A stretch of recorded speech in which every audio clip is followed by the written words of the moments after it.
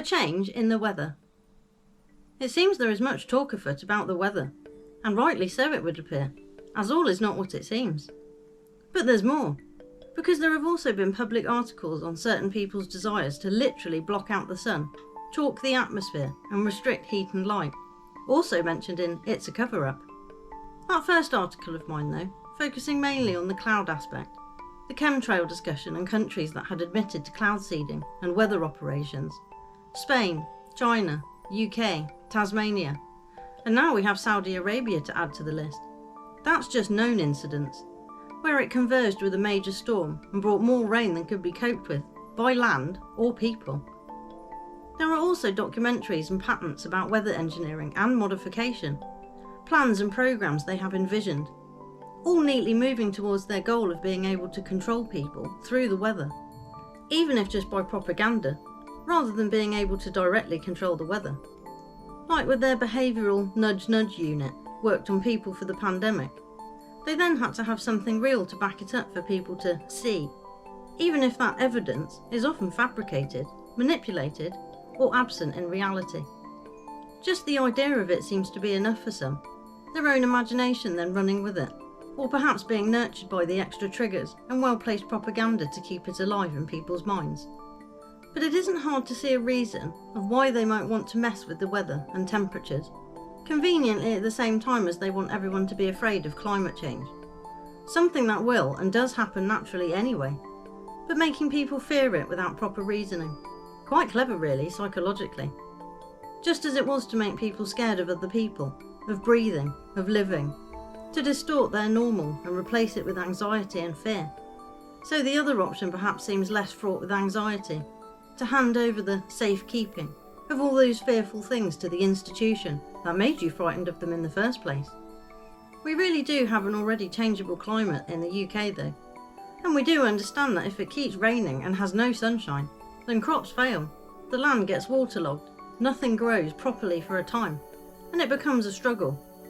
There have been a number of times in our history where we are led to believe that extended cooling, or wet, or heat, will cause problems. And if the people weren't beholden to restrictions, boundaries, stats and quotas, then things could be done to mitigate issues, or work around them to make sure we use our ingenuity to solve problems.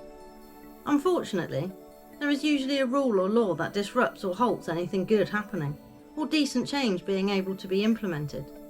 Like I said, we have had a turbulent weather history here for hundreds of years, and in that time, various things come and go that mean us harm, natural and otherwise. An interesting piece of information I came across recently was that here in England, malaria used to be a notable problem, which did confuse me somewhat, as I had been led to believe it was a warm climate issue. And you might say, well, Britain could have been warmer back then. And I thought so as well, until the information says otherwise. From 1564 to the 1730s, the coldest period of the Little Ice Age, malaria was an important cause of illness and death in several parts of England. Transmission began to decline only in the 19th century, when the present warming trend was well underway. So, makes me wonder about the temperatures we are considering it to have been a Little Ice Age for nearly 200 years, if malaria-carrying mosquitoes were a known thing. Also seems funny to think that it started to decline as it got warmer. Makes no sense to me when you read about current malaria mosquitoes needing a tropical climate. They say we have patchy records going back as far as 1659 from one area of the UK. So I'm guessing it's ice cores and tree rings they are maybe using to work out the rest, with models and predictions based on that, trying to help them predict the future. Not so they can help it, or avoid it in any way, but so they can use it against people and then tax it, as with everything else we have, or gets put forward as an idea. Like someone who comes to talk to you, but every time they do, they want an investment for this amazing opportunity. Then they come back for more, for another one, and that deal falls through and doesn't happen. In normal real life, when the leeching charlatan comes back again, you would ordinarily tell them to do one, unless it's family, in which you may get sucked in again. But if a complete stranger knocked on your door, trying to sell you something, but without having anything to sell other than an idea, which needed your money to make it work, you would slam the door in their face, or send them to Dragon's Den perhaps. But in reality, that is all the government is doing, coming up with crazy ideas that don't work and making us pay for them, because they worked out people will see through it and not play the game. So laws follow to force it on the masses, to try and normalise something that which is very much not, and making it an extra level of interference in people's lives and ability to sustain themselves.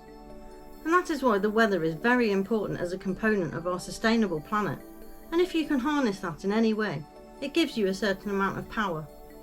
And because there have also been many signs to be wary of those pushing the fear, it would be wise to start to understand this isn't a conspiracy anymore, as it is not a secret in any way.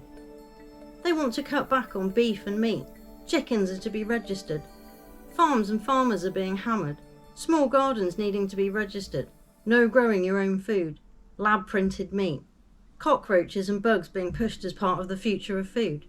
And that is just a snippet of the very real ideas being engineered, either just by the media or actually in real life too, with the labs and factories being shown, and the people running and funding it talking with glee about their ideas to force humanity to change its ways. Keeping in mind, those ways were also put in place by the engineers of society, wanting their industries, their products, their profits to be at the top. Same shit, just different ideas and a new set of madmen to try and lead us into the abyss.